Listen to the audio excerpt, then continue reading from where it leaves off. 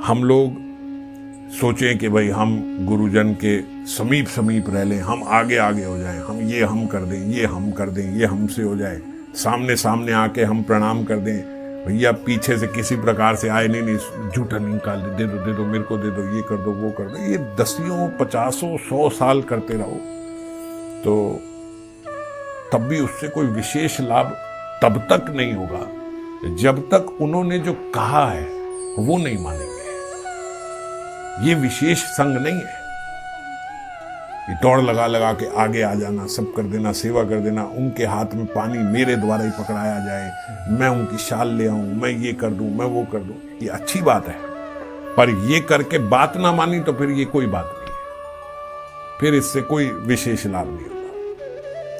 कोई संत महात्मा ये नहीं देखते कि भाई इसने मेरे को प्रणाम किया कि नहीं किया, मैं आया तो ये खड़ा रहा, ये झुका तो ये कितना झुका, कितनी देर के लिए झुका, कौन सा मंत्र पढ़ा होगा, इससे कोई नहीं देखता है। कोई देखता है? ये सब किसी को नहीं देखना।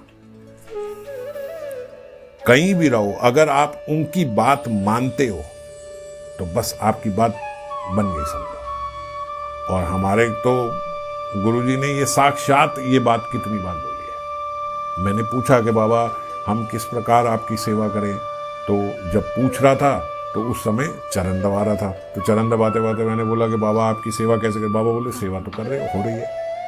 मैंने कहा बाबा ये तो सेवा महीने 2 महीने में एक बार अवसर मिलते। बाबा बोलते असल में जो सेवा है वो तो सब मैंने प्रेम भक्ति चंद्रिका इत्यादि उसमें लिख दिया, अब उसको अपनाना यही गुरु की सेवा है, वो गुरु की विशेष सेवा। ये तो फिर अगर आप ऐसे बोलो सेवा करनी मैं बोले कर ली भाई, तुम्हें हाथ पैर दबा दिए, ठीक है हो गया, हाथ पानी लेके आया तो हो गई तेरी सेवा, हो गई। करुणामय मानते हैं वो इसको सेवा मानते हैं, ऐसा नहीं मजाक उड़ा रहे हैं, सेवा मानते हैं। हाँ ठीक है आप लेके आए, हम कर दी सेवा। अब ये नहीं विशेष सेवा, तो फिर ये है कि बात मान, फिर आगे आने की जरूरत नहीं, फिर बस बात मान, और बात मान ली तो फिर पीछे भी खड़े हो गए तो उस पर नजर चली जाएगी। अब राजेंद्र प्रसाद जी अपनी एक कथा में बता रहे थे, बोले कि एक बड़े संत आए थे, तब दास 5 साल के थे तो वो बोलते 5 साल के, लेकिन हमारे घर में वो पढ़ा करते थे वो जगन्नाथ जी का जो हम भी पढ़ते, श्रित कमला, गीत गोविंद का जो वो गीत है श्रित कमला कुछ मंडलम, तो वो बोलते शुरू से ही अभ्यास हो गया। अब 5 साल के हम देखते हैं ये सब निमित्त वगैरह, जब मान लो आप बचपन से ही एक चीज कर रहे हो, तो जैसे इन्हें अब महामंत्र रट गया, तो अब बचपन से ही बोलते हमारे घर में नियम था कि वो शाम को पढ़ा जाता था, तो कंठस्थ था। तो जब बोलते वहां गए तो वहां उन्होंने श्रित कमला गाया, जब श्रित कमला गाया तो मैं भी साथ गाया। अब इतने हजारों लोगों की भीड़ में एक पीछे बच्चा गा रहा है तो क्या पता लगेगा, तो बोले गुरु जी की नजर उस पर चली गई कि 5 साल का बच्चा की सास है, इसको आगे बुलाओ। वो वहीं से कहते उन्होंने मेरे को आगे बुला लिया, और मैं तो बड़ा एक्साइटेड कि भाई मैं पहले ही उत्साह था कि संत आ रहे हैं, संतों की वाणी सुनने लगे, और संत ने तो कहाँ उठा के स्टेज पे बुला लिया, और स्टेज पे बिठाने के बाद हमसे श्रित कमला गवाया, और श्रित कमला गवाने के बाद बोलते बाबूजी को बोला जो उनके पिताजी थे, भाई थोड़े दिन के लिए इसको हमारे साथ भेज दो। और तब से ही उनकी शुरू हो गई अध्यात्म की यात्रा।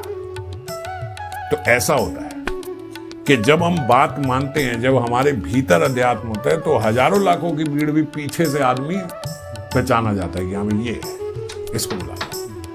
और नहीं तो आप 1000 की 10-10 हजार की टिकट खर्च के आगे फ्रंट सीट में बैठ जाओ, कुछ नहीं बात बनती। वो फ्रंट सीट पे बैठ के, कुर्सी पे बैठ के भी सो रहा होता है, जैसे हरिदास ठाकुर रहते हैं।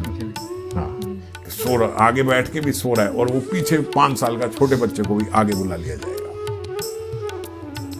सोने का युग है ये, स्वर्ण का। सो के ना गवाओ इसे, सोने में खत्म मत करो इस सोने के युग को, ये स्वर्ण का युग है। एक